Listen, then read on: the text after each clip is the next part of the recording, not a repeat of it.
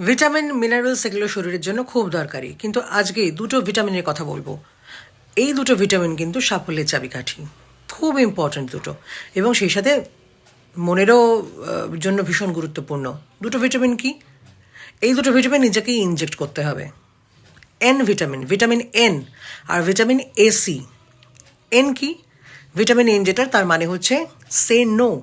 No বলতে শিখতে হবে, না বলতে শিখতে হবে। সেটা কিন্তু একটা ডিসিপ্লিন তৈরি করবে নিজের ভেতরে।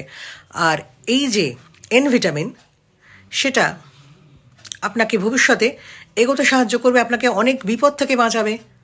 যেখানে আপনি যখনই অপ্রয়োজনীয় জিনিসগুলোতে হ্যাঁ বলতে শুরু করবেন, তখনই প্রয়োজনীয় জিনিসগুলো না হয়ে যাবে।